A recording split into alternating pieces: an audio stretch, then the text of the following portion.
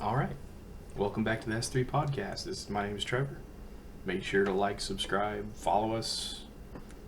Check us out at s3labs.org. Got any questions, give us a holler. Email, text messaging, it's all out there. You can find it. I'm not going to hide it from you. All right, so today we're going to talk about on episode 3. All right, we've already been into this for 3 episodes now. We're going to hopefully kind of smoothing out and kind of finding a groove here, but I think we're going to do an even deeper dive on endpoints. I wasn't too happy how we left off the last episode. It kind of ended up wishy-washy, so I went out and researched some actual standards, and I found a lot, so I think I'm going to break this down into several parts and give us a lot of information. It might be cut and dry. I'm going to try to spice it up. I'm really sorry if my delivery is not up to quote-unquote spec. It might be boring, but it's something we all got to know, and we're just going to build up on this going forward because this is supposed to be educational. Kind of, sort of, in my mind. It's not going to be educational. Well, let's be honest. I try to make you laugh, and this might suck, so I got my water here, I've got a book in front of me, and we're going to go through it. Researching endpoint security, I got really curious. I got a few things on the board actually that we're going to do an extreme deep dive on. I probably got about 75 of these recordings set up to go through just for y'all. And we're going to do a deep dive on each and one of them, and that's why I like this format, so we're going to do it. So endpoint security best practices. This is I don't know what to call it, a pamphlet, just a PDF file I found from the IIC, the Industrial Internet Consortium, and I'm going to share it with y'all. If you're on YouTube or video on Facebook or Instagram, you're going to be able to see it. If you're just listening to the audio, I'm sorry, you are left out. But I'm going to read it. This link is going to be everywhere where this video goes. So if you're interested, you can find it.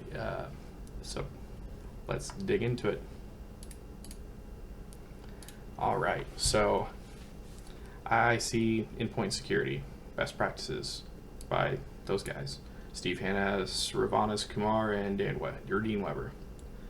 We're just going to skip over this because this is just the recommended best practices for security endpoints. Basically, this is the information's been cherry-picked from the IIC IFS 2016 Industry 4.0 IT Sec, the IEC 62443-11, NIST SP 853R4, and NIST 853R5. Okay, so those are the standards that this document has been pulled out of. So it's just kind of a mixture of various options for what they're calling their recommended best practices. The intended audience is obviously us, owners, organizations, certifying organizations, policymakers, insurers, manufacturers and service providers, and system integrators. Let's look at what the industrial internet actually is. I don't need the Internet of Things, but just industrial internet. What is in the industrial internet? All right.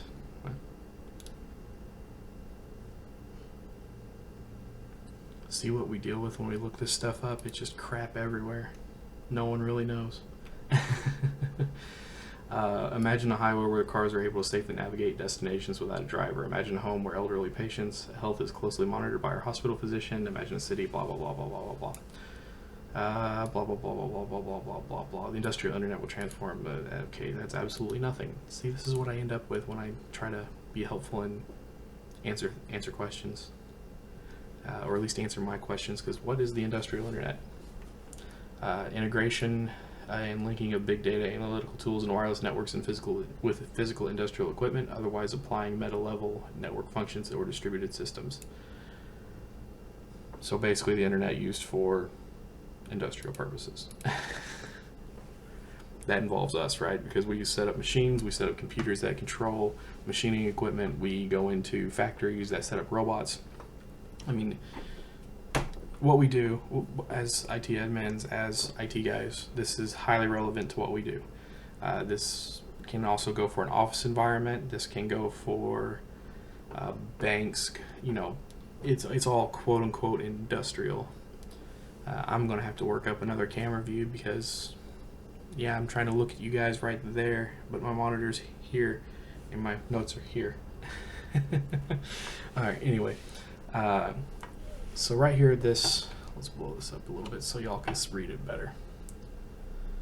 The common uses of this document first. So who is this for? It's for owners and operators, certifying organizations. So like example, CompTIA or HAS or Lenovo. If we're taking Lenovo machines and sticking it in industrial equipment, Murray equipment.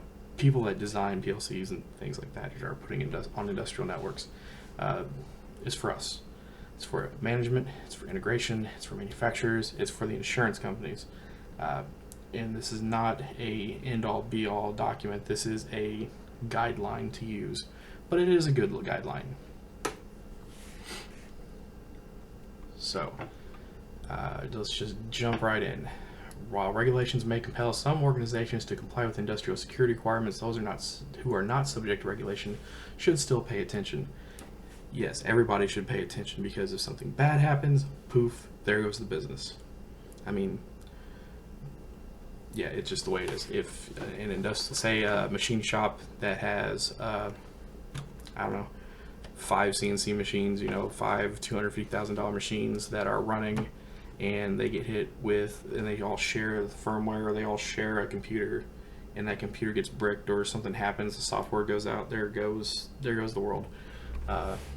Yeah, so we don't want bad things to happen to our users. We don't want bad things to happen to our users. It is our responsibility to take care of them. We don't want bad things to happen. Poor industrial security has direct negative effects such as safety problems and equipment damage, and indirect effects on customer dissatisfaction, poor quality and reliability, possible liability, and eventual reduced profits. Meaning, something happens, we lose some data, we piss some people off. It's just not a good time all around. We get yelled at. Sales guys are getting yelled at. Owners are getting yelled at, or the board is getting yelled at. It's not a good time. Let's just do the best we can. Let's follow the practices that are highlighted here. Let's implement this and make the world a better place. Because, yeah, that Nigerian prince really doesn't want to give us $1 million. Best practices listed in this document are horizontal, not tuned to specific needs or sector or manufacturing or transportation. Readers need to adjust these practices. So, once we were saying, this is not a guide. This is just a guideline. We want to use this to build our own endpoint security plans. So we implement this into our overall security strategy that we're going to talk about later how to build. Future editions of this document may contain sector-specific information, or sector-specific sections, sorry. Absent such guidelines, these best practices provide field-tested advice that can be used across sector in conjunction with careful risk analysis. Meaning if somebody's doing their job, this can be applied to anybody, anywhere. These guidelines work for anywhere and everyone. I mean, it's... So, we're going to skip this because we don't really care about the other IIC documents. Alright, so IIC IIV 2017 provides terminology and definitions for this document. So if you guys want to look that up, it's right there, IIC-IV 2017. Google that, you'll find the definitions for this document. Makes life easier for everybody. Because I'm not going to look those up and here's the dictionary. This means this. This means this. This means this. I've already done a lot of legwork, so y'all can do that part. Alright. So the security levels. There are three security levels. Basic, enhanced, and critical. So it also flies across to, what is it? I don't know, PCI and military and corporate data classifications. This kind of flows along that line. So you can simplify terminology when you design your data security plan and your endpoint security plan to have, instead of having one, you can just have one appendix, an appendix A that's one page, makes everybody a lot happier, makes me a lot happier. especially when you hand that off to a board and say, this is what we're going to do. This is how we're going to protect everything. This is how we're going to protect our network. We're going to make this easier. Just keep definitions the same. Use the same language. Don't get all super complicated, because ultimately everything means the same thing. Once again, we're meant to protect our users. We're not meant to make their lives hell. Customer service, that's what we're in. That's what we do. So we want to make lives as easy as possible. All right. These correspond to security levels 2, 3, and 4 as defined in IEC 62443 3-3, or IIC 62443-33. However, if you guys want to look that up, feel free. Chosen as one of the most mature in industrial guidance and compliance frameworks dating back to ISA 99's original work at the turn of the century, we do not describe best practices for level 0s and 1s in IEC 62443-3-3, as they cover low security environments, which is inappropriate for industrial internet environments. NIST SP 800-53R4 similarly defines 3 levels of security, meaning we don't need the other 2. Why would you have a computer connected to the internet with no antivirus, no firewall, in a corporate, industrial, any type of environment? I mean, most of our homes are at the basic security level. They have antivirus. They have a firewall, either a software firewall on the computer itself, or a network firewall that's built into your home router, which is totally acceptable. So we're not going to talk about those bad things of just connecting a computer to the internet. Like, why would you do that? Why would you give a open computer a public IP address and then connect it to the internet? We have enough problems with just looking what happens to websites that are secure out there, and how many times they actually get defaced. All right, so moving on, security level basic, or SLB, provides protection against intentional violations using simple means with low resources. A virus, a Trojan horse, etc., etc. Security level enhanced, or SLE, steps up to defend against sophisticated means with moderate resources, such as exploiting. So a phishing attack that downloads, someone sends out a phishing email, the user clicks the link and it downloads a Trojan. Exploiting known vulnerabilities in industrial control systems, or in industrial control system software or systems. And security level critical, SLC, steps up to defend against attackers with sophisticated means with extended resources. So if you got I don't know, pick a hacker group out there that's coming after a factory with everything they got, like a botnet, using sophisticated Metasploit techniques. They're really in there. Ransomware attacks, 0-day attacks, you name it, you got it. This covers everything. This is supposed to be the most secure level. Each endpoint should have an appropriate level of security. Each endpoint should have an appropriate level of security. I'll say it again. Each endpoint should have an appropriate level of security. So your endpoints, your computers, your cell phones, your whatevers, your machines that are connected to PLCs, your PLC controllers, you should have a plan based on how mission critical they are on how your security should be designed. So let's say, for example, your secretary, your receptionist laptop at the entryway should probably be basic level, because it should only have access to basic things. I mean, she's going to have access to the file server with basic files. She's going to have email. USB should be locked down. That should be taken away through GPO. She should not have, that role should be defined, and security implemented to protect that role, to keep them segmented, so they can't come in and download a ransomware attack and it hits everybody. Because that ransomware is a growing problem, we need to be aware of it. So your security protocols are going to come into play because ransomware takes advantage of lapses in security protocols. So if you've got a secretary who has access to every file share on the file server and has it mapped through a GPO, or someone has went in there and did a network map, an SMB map, or whatever, and attached that to every file share, and she gets hit with a ransomware attack, and then boom, your file server is just gone. And I hope you have good backups, and I hope your backups weren't through a NAS that you had shared. I hope you had, you were smart about how you set your backups up, because you thought you knew what you were doing, and you obviously didn't. And now your backups are hosed along with the file server. And remember how I said in the last video that companies that have data loss, that suffer data loss, close within 6 months. 40% of businesses that lose data close within 6 months. 40% of businesses that lose data through ransomware, theft, or hardware failure, and there's no recovery, go out of business within 6 months.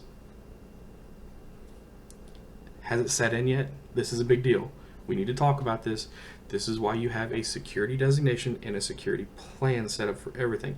It says right here in the IIC's document, and I'm sure it says it in the NIST document, I'm sure it says in the Stanford document, I'm sure I have 10 of these things that I'm going to read to implement. I'm sure each one of them says, have appropriate security levels assigned. Meaning the CEO should have access to only what the CEO needs. The receptionist should only have access to what the receptionist needs.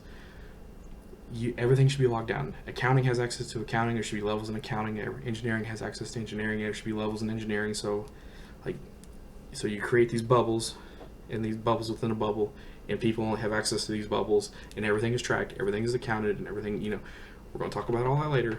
I'm getting a little ahead of myself because I'm excited. I get off on this stuff, but yes, right here, Endpoint should have an appropriate level of security. Operators must determine which level of security is required for their situation based off a careful risk assessment. So when you go in and you're designing your security protocols, you need to do a risk assessment, and you need to do a I don't know what the next one's called, but you need to do a risk assessment. How at risk is this piece of equipment versus to whatever you're protecting against, which should be every attack out there known to man, and your ease of use. So you want your computer you want the resources to be usable, but you don't want it to be accessible. Does it make sense? You don't want bad things to happen. You don't want to just leave the door open, but you want to have everything protected. You want to have the shotgun by the door. It just makes it'll make your life a little easier. Language used in these recommendations is similar to control objectives of various compliance frameworks. So matching on security recommendations against compliance and regulatory considerations is relatively straightforward.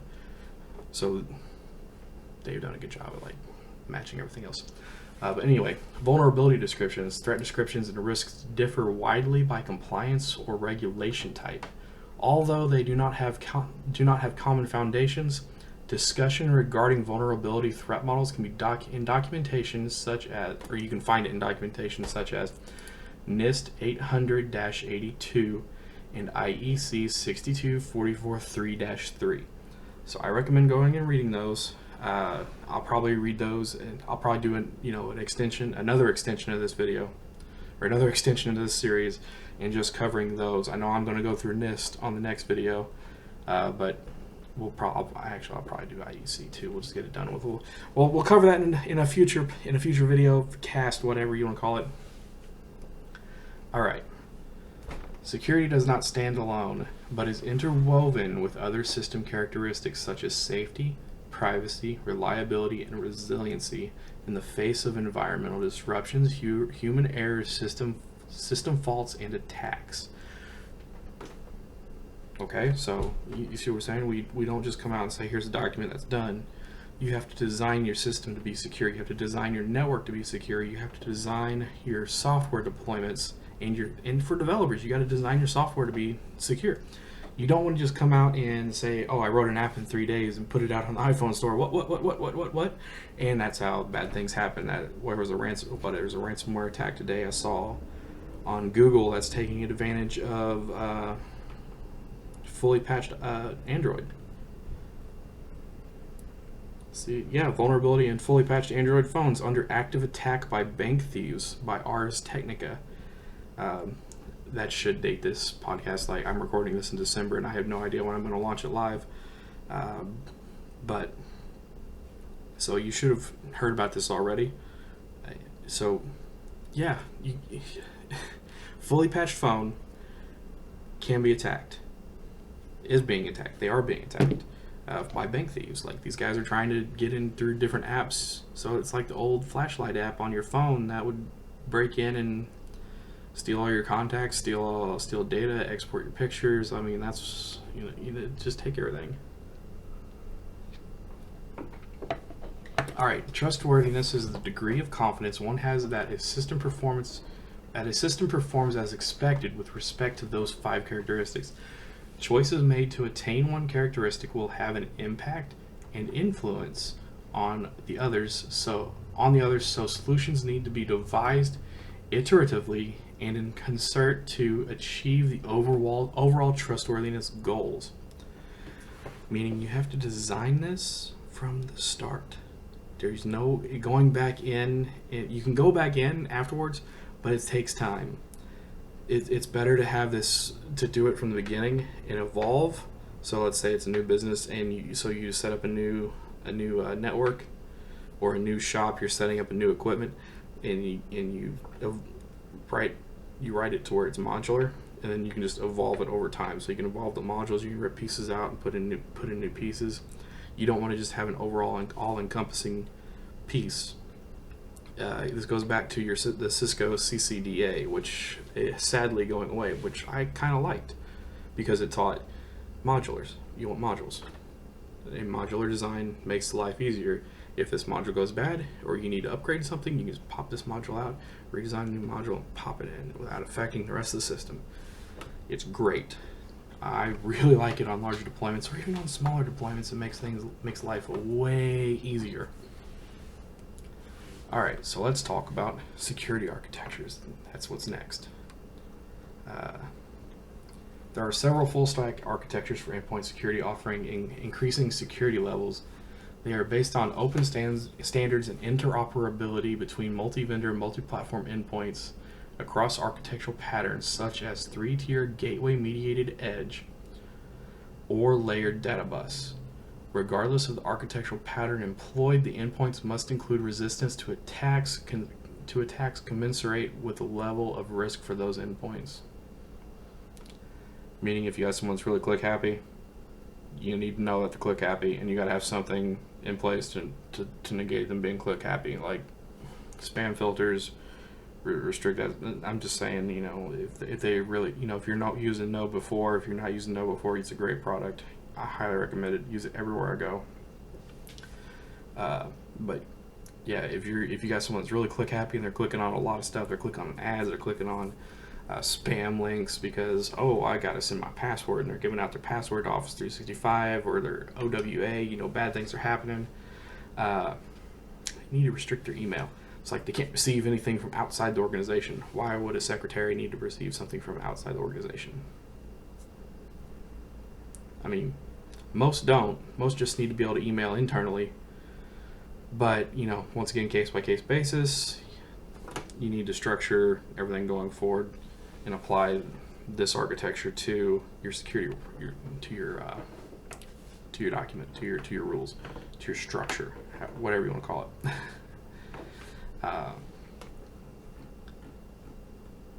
Where was it? All right, the figures show here countermeasures selected for 3 security levels defined in this document. Security level SLB, SLE, and SLC, basic, enhanced, critical. The detailed rationale for why particular countermeasures are selected for particular threat level can be found in the existing documents, such as IEC 62443 and NIST SP 800-53. We're going to go through those later, so we're not going to cover it now. All right, so for your basic endpoint security, they have secure communications, so your encrypted network traffic, cryptographic services. Depends on what you're talking about. Are we just encrypting the hard drive? Or are we encrypting? We're encrypting all emails. Probably, all your emails should be encrypted going out, but you don't need to.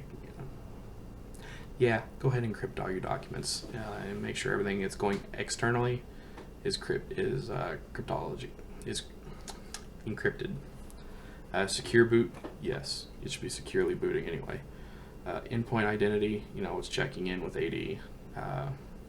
In root of trust, the endpoint identity and root of trust, that kind of ties in with Active Directory a little bit, at least in my opinion. I might be wrong. I probably am wrong, but that should cover that. Secure, yeah. All right, SLE, Endpoint Security Enhanced, has Endpoint Configuration and Management. Okay, so it looks like Endpoint Security Enhanced is where most networks kind of sit, so at least on a corporate level, because you have SCCM, your Microsoft Configuration Managers, you have places that are using Ninite to push out, updates, but basically your configuration is managed by a central location and governed by your data rules, governed by your security rules that you wrote in your document that have been automated and placed out. So this is automated firmware updates. This is automated software patching.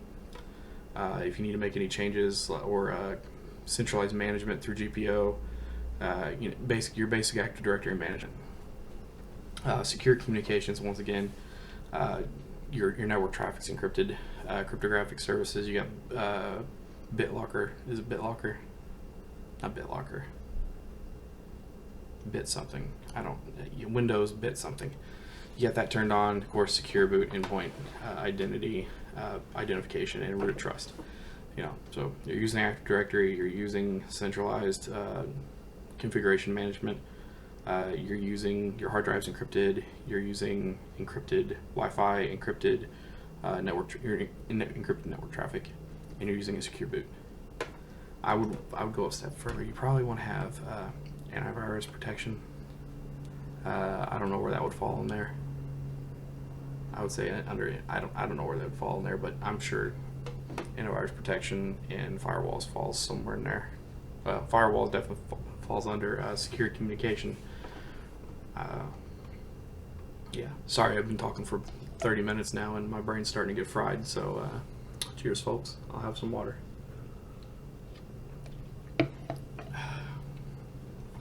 Alright, endpoint security critical. So obviously this is your most critical. This is a critical piece of equipment. This is something that can't die. So of course it's the same stuff as before. Policy and active dashboard. I don't know where that endpoint configuration and management, policy and activity dashboard. So you're logging everything that goes on that piece of equipment.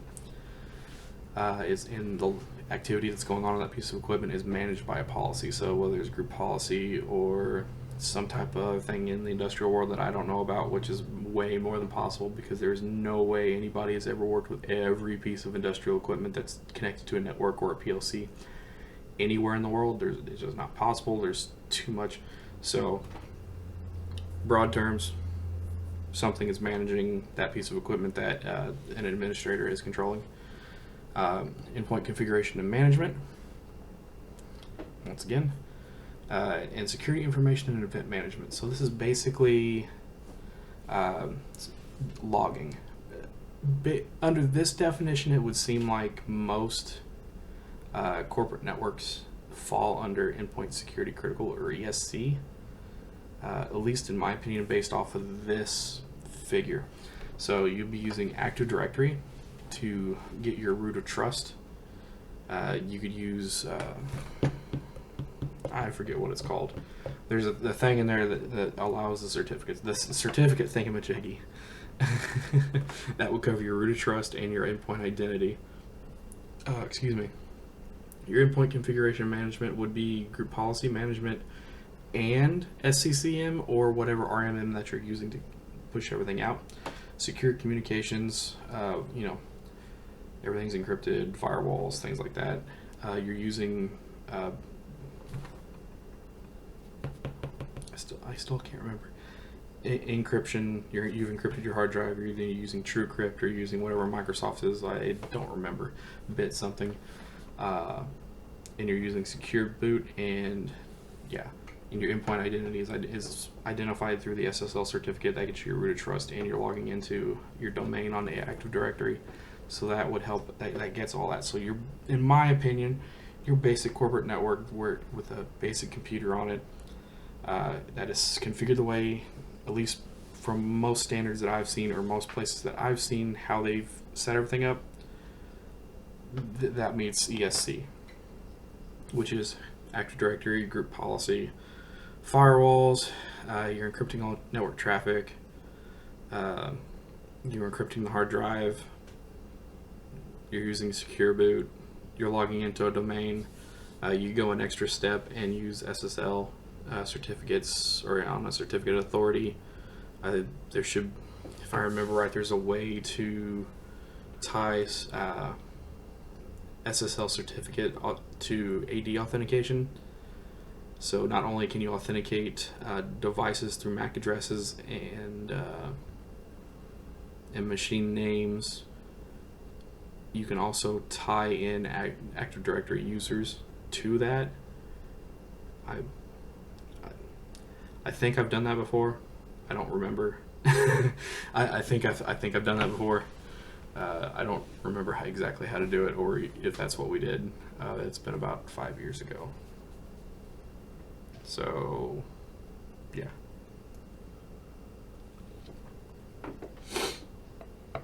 All right, we're gonna hop over to root of trust. Each endpoint comes with contains a root of trust, or ROT, that forms the basis of endpoint security, providing security functions as endpoint identity and attestation of software and hardware identity and integrity. Whatever that means. The only thing I think of off the top of my head is Windows. Is Windows genuine? Is it authenticated to the domain? And can you prove that that's actually that computer? The strength of the ROT determines the level of trust attainable by the device. This strength depends on how the ROT is implemented, software or hardware. The ROT should be simple and well protected against compromise to ensure integrity. For enhanced or critical security, levels of the ROT should be implemented in hardware. It's like a hardware key. It's like USB hardware key. If I can spell right. Let's do authentication.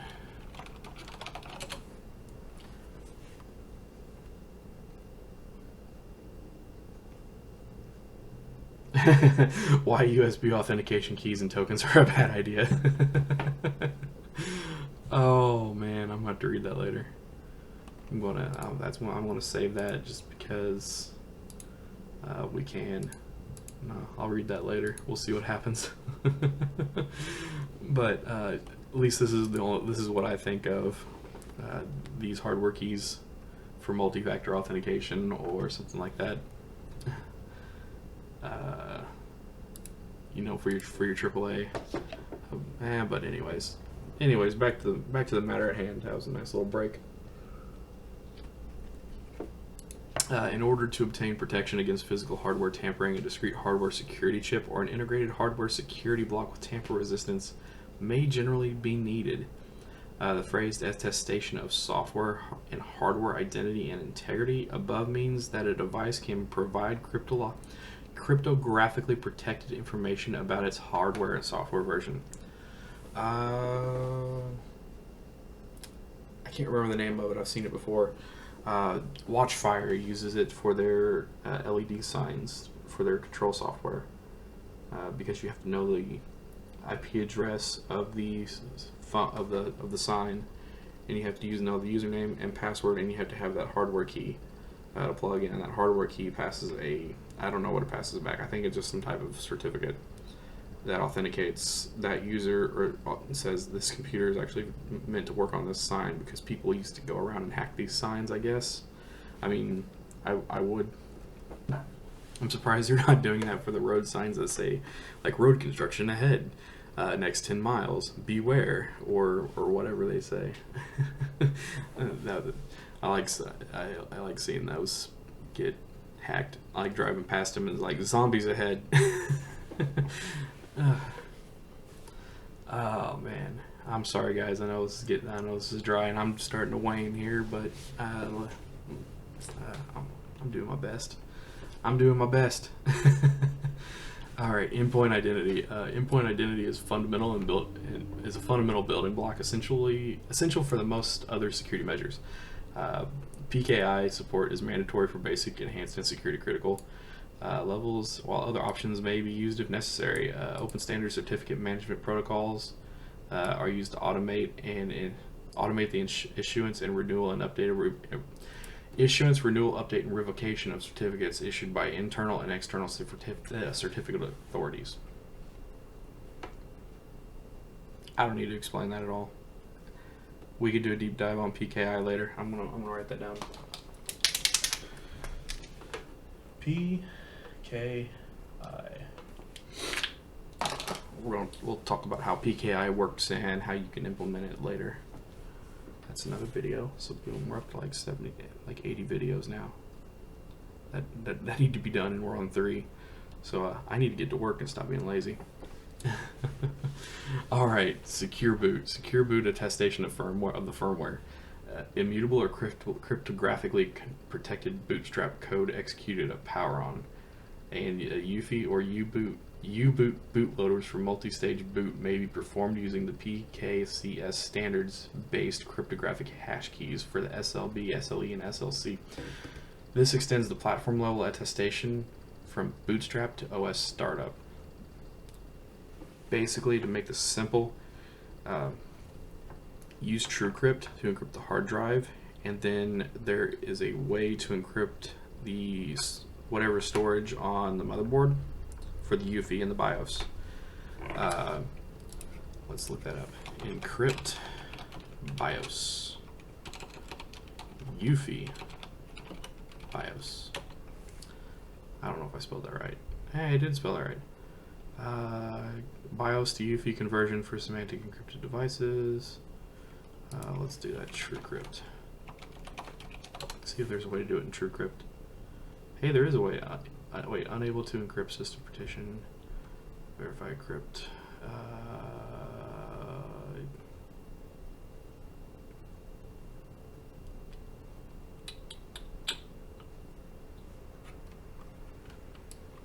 Let's just go back. Encrypt BIOS.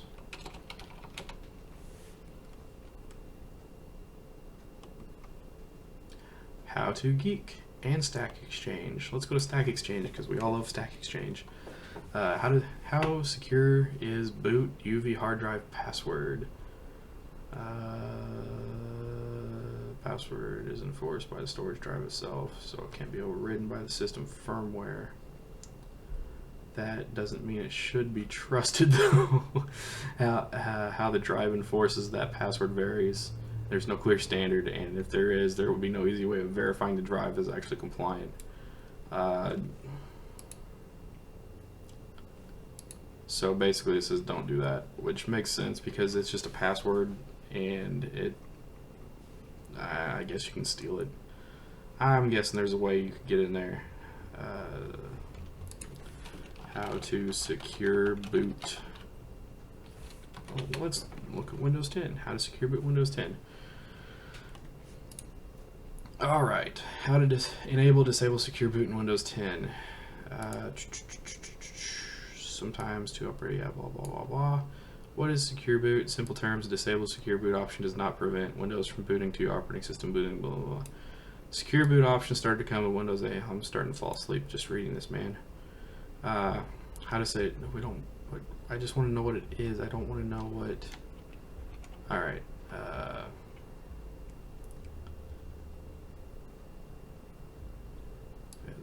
So you can, once click on the UEFI's firmware settings, it will restart your system one more time. So basically you can go in the BIOS and turn it on, and yeah. Oh, yeah,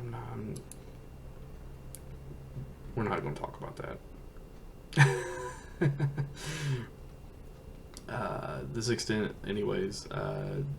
This extends the platform level attestation from Bootstrap to OS startup.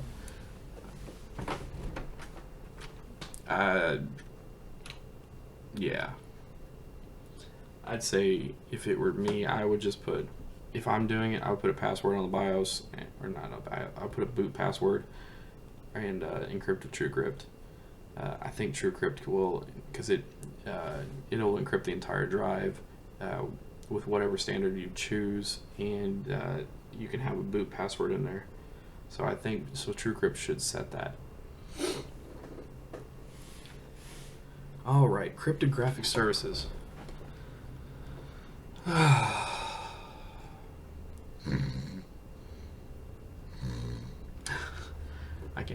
can't believe somebody put this document together. Can you guys? Like, this is insane. I mean, we've just been talking 41 minutes on like the ideas behind this stuff and just implementing it into our systems. I know we need to do it. I know it's not as exciting as just rolling out something new, because this protection will save a business, will save your reputation as administrators, will save a business person's reputation as a business person, and it's just all around better to have it. But man, reading about it is boring in my opinion. Alright, Cryptographic Services. Comprehensive endpoint security requires proper use and implementation of cryptography across transport protocols, data in motion, storage, data at rest, and applications data use. Confidentiality and integrity should be protected with PKCS standards based asymmetric and symmetric cipher suites, hashing functions, and random number generators of appropriate strength. NIST/FIPS standards based on validated cryptographic algorithm implementations. Cryptographic algorithm agility with in-field upgrade capability, especially in the light of the rise of quantum computing and the expected need to deploy post-quantum cryptography. Dynamically deployed policy-based control of application use of cryptographic functions based on permissible cipher algorithms and suites. And finally, the interoperability of cryptographic key types and certificates across multi-vendor systems is needed to enable secure communications within an ecosystem. So, encrypted hard drive, encrypted network traffic, and encrypted applications. So you encrypt your TCP/IP traffic going across the network. You encrypt your hard drives, and then you encrypt your data, like your in-use data. So like you would have, say, a database and a web app that you're using, and that database in the web app needs to be encrypted, and only whatever has, I'll let you programmers decide how to deal with that, but the programmers should be able to securely grab information out of the database.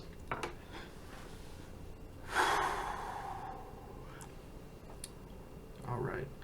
I need a Monster, guys. I should have gotten a Monster before this. I should be drinking a Monster Max right now instead of a water.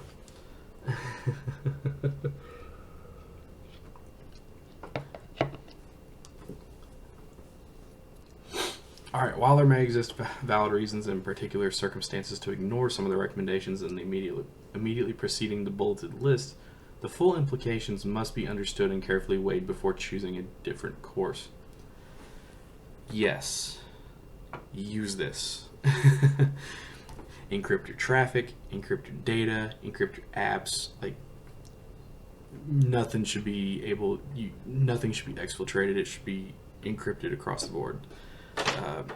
Encrypted with different keys even, so you shouldn't be using the same key for everything. So Let's just look this up. I'm curious. I want to know how to encrypt network traffic.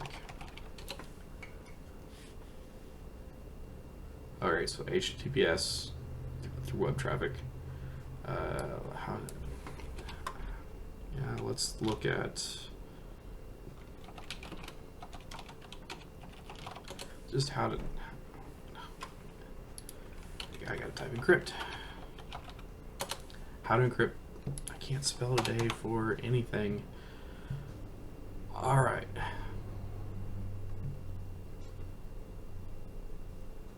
Protect your TCP tunnel by implementing AES encryption. TCP Crypt.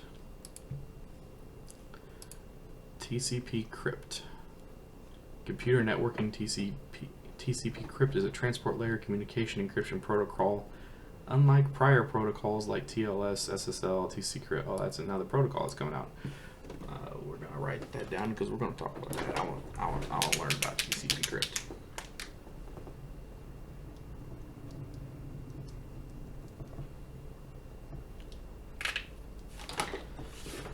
Oh, it is TCP. There we go. Is TCP encrypted? I'm thinking it is. Oh, they're not encrypted.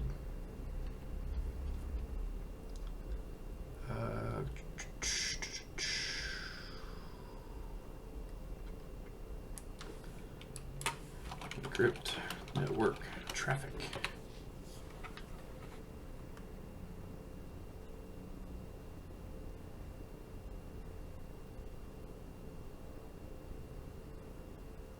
Oh, that's cool. 80% of Android apps now encrypt network traffic by default. Who knew? We don't really care about, we don't want to look at ways to monitor encrypted network traffic. Encrypt all LAN traffic. Alright, let's go Spiceworks. I'm looking to encrypt all traffic on our LAN. We're looking to protect it. Hey, that's what we're looking for.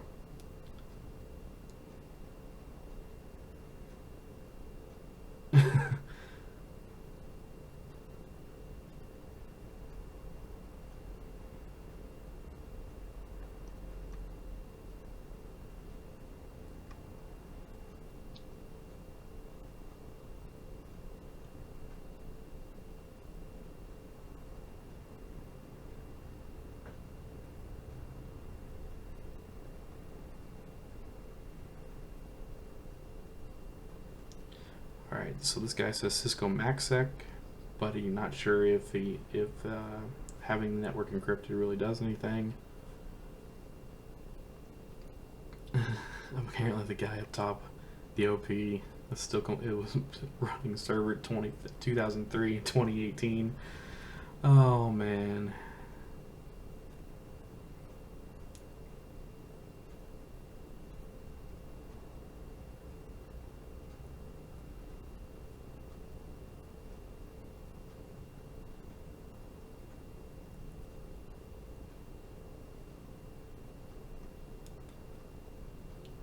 Everybody's talking about just use the apps that encrypt. So like if you're using a browser, use HTTPS, or if you're using a database, make sure the database traffic is encrypted going back and forth.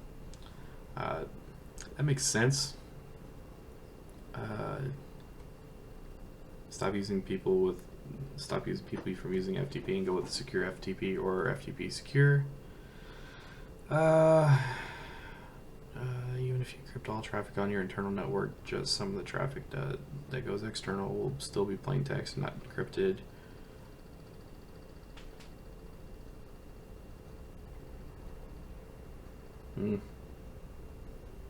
Okay, Cisco Go, the standard is 802.1ae. Cisco calls it MaxSec. Cisco goes one step further and uses 802.1x and a few other bits of solution that's known as whatever that is, TRUSCT-SEC. And there's some videos. So I'm gonna mark this page specifically these three.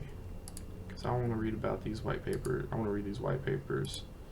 I'll go ahead and link these for everybody too. I hope I remember to. If not, text me, let me know. Email me, let me know. And I will share those with you.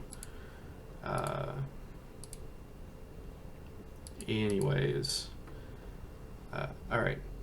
Endpoint configuration and management. Any remote or automated updates to firmware, OS, configuration, or applications must be verifiable without relying on blacklists and whitelists for scalability across millions of endpoints in the operational technology realm. OT realm. Yeah, OT and the OG. This requires use of the PKCS standards for data encryption. Your FCCM covers that. Most of your WSUS, I think WSUS is still out there. Covers that, so it's not that big of a deal for us. Now, if you're using custom firmware, then you want to make sure you're using the you're downloading and checking the MD5 hashes. You're checking all your you're checking all the encryption. You're checking the certificates. Make sure everything's coming for where it says they are. And if that's the case, I would do that manually, just double, triple check, because sometimes computers do it to programs. Sometimes programs are wrong.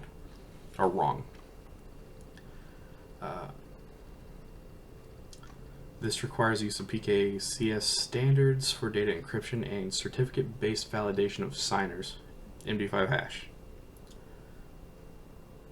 That's basically what it's saying.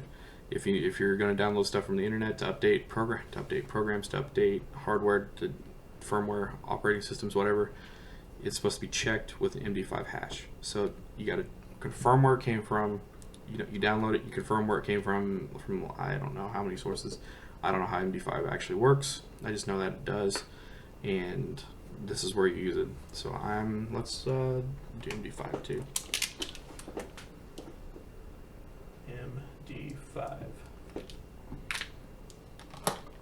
Woohoo! All right, secure end-to-end communications protocol stack is required by SLB, SLE, and SLC, including, as appropriate, support for extensible authentication protocols with endpoint level non-repudiation or authentication, support for cryptographically protected endpoint to cloud connectivity when appropriate, support for cryptographically protected endpoint-to-endpoint connectivity, for example, standards based on PKI for the lifecycle management, trusted data transport on secure public-private key pairs, PKI, and use the use of modern quantum-resistant cipher suites. Use local endpoint firewall for network whitelisting and ingress and egress control.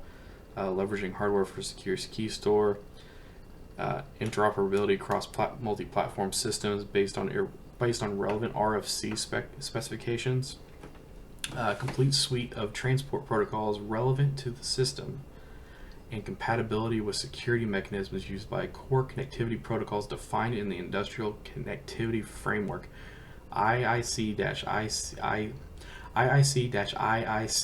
2017, regardless of whether these mechanisms are implemented with open source stacks or closed source stacks. Alright, that leaves out that definition pretty easily. You want to make sure your authentication protocols are you can't duplicate them, and I don't know, I'm going to have to look that up. I'm kind of burnt right now, so I don't know. I know what it means, but I can't explain it. Support for cryptographically protected endpoint to cloud connectivity, so HTTPS, secure FTP, things like that. However else you're moving stuff up there, you just want to make sure that's encrypted. Support for cryptographically protected endpoint-to-endpoint connectivity, for example, based on standards based around the PKI group for key lifecycle management. So if you got endpoints connected through a switch, you want to make sure data transfer between them is encrypted. Trusted data transport based on secure public-private keys. That's self-explanatory. Local endpoint firewall for network whitelisting and ingress and egress control. You configure that the whitelist and blacklist through group policy management and job assignments. So by department and by level in department, you can control their access to whatever they need, and that's basically what it's saying here. You use your group policy to control access. So this is specifically saying control their websites, control what has access, control what ports have access to what at the hardware or at the endpoint level, as well as the network ingress and egress, so your edge, and at the endpoint level. So you've got multiple levels there. Layered security, folks. Layered security.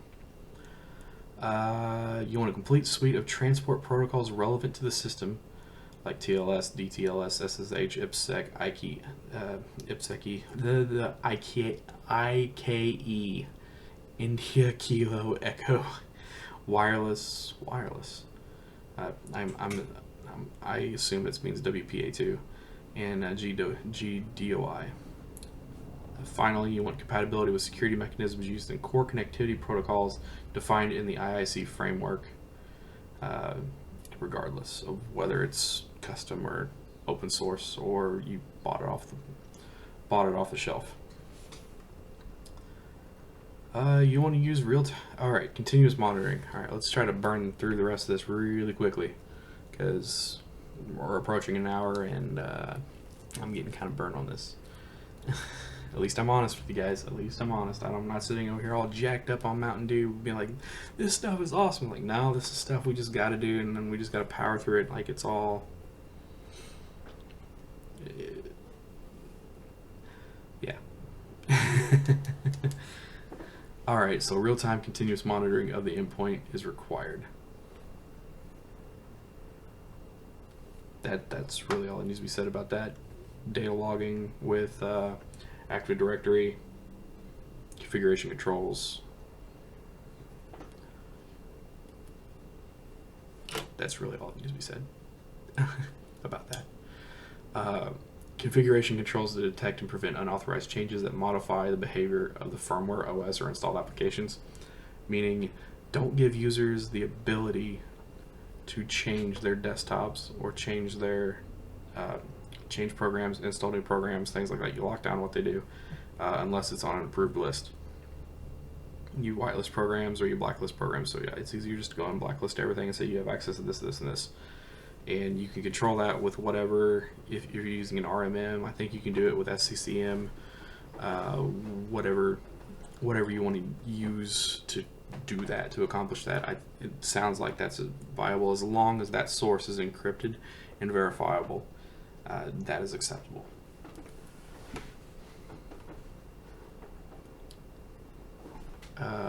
Application level controls to detect and prevent unauthorized activities, e.g. use of insecure ciphers, hash algorithms. That basically you're enforcing confidentiality. You just go in and say enforce.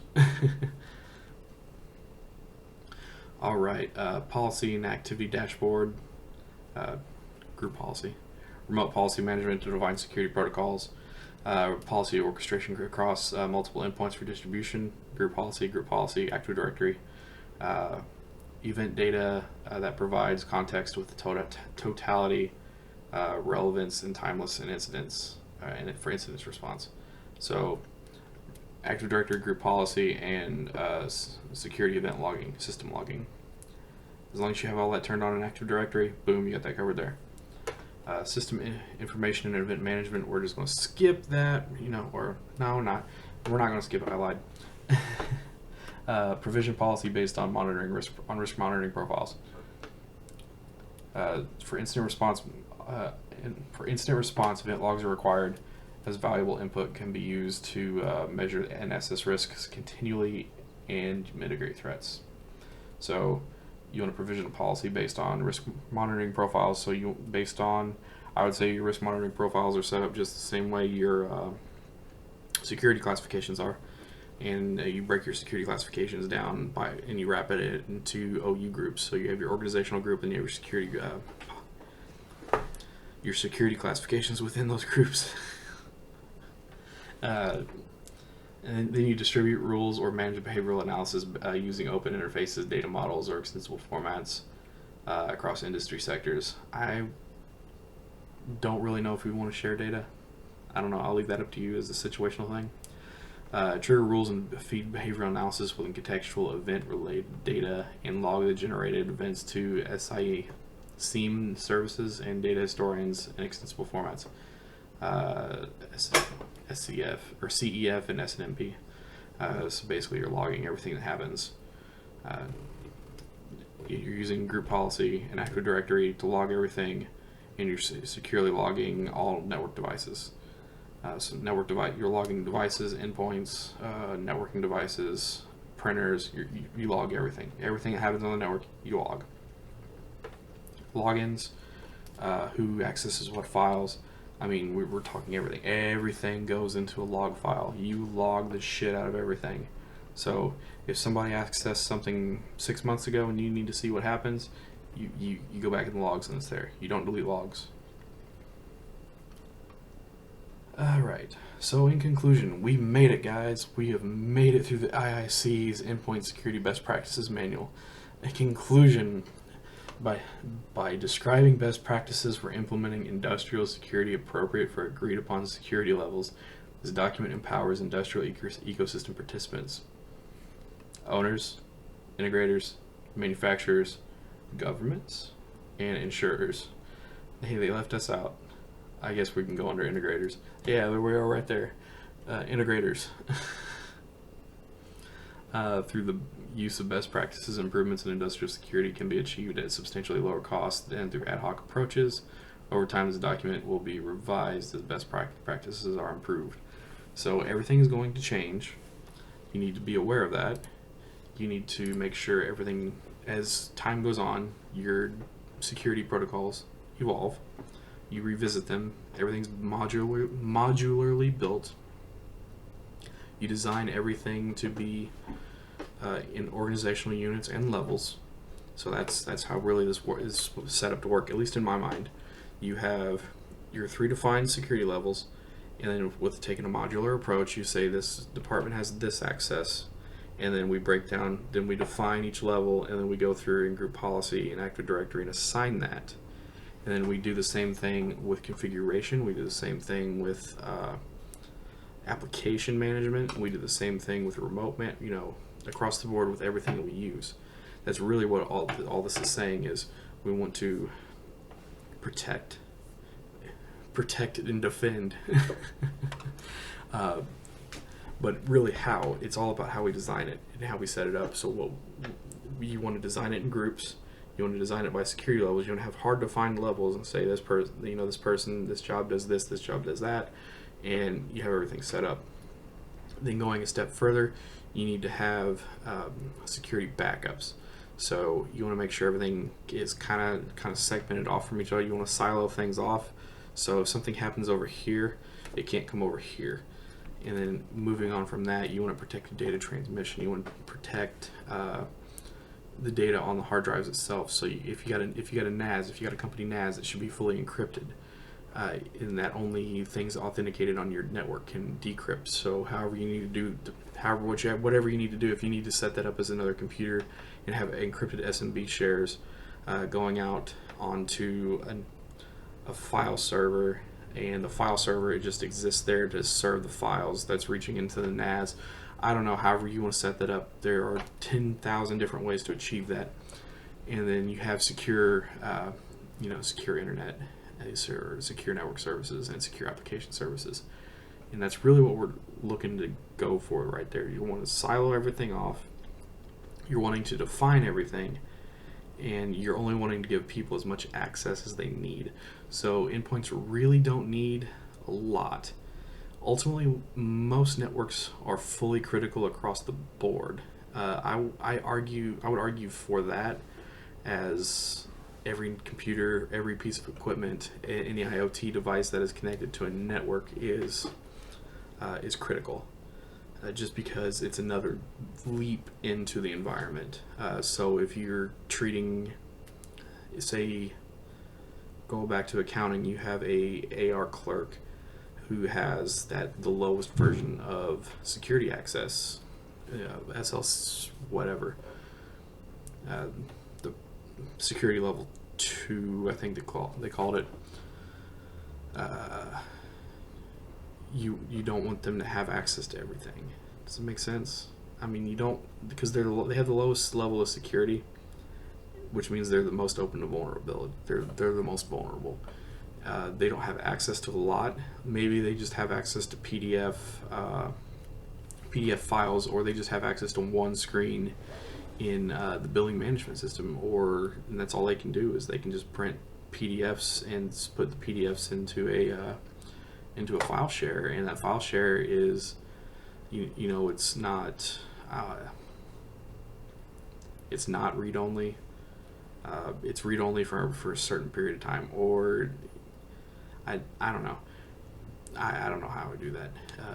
I just spun myself into a weird little scenario right there, but it's really about how good design, and that's what these documents help.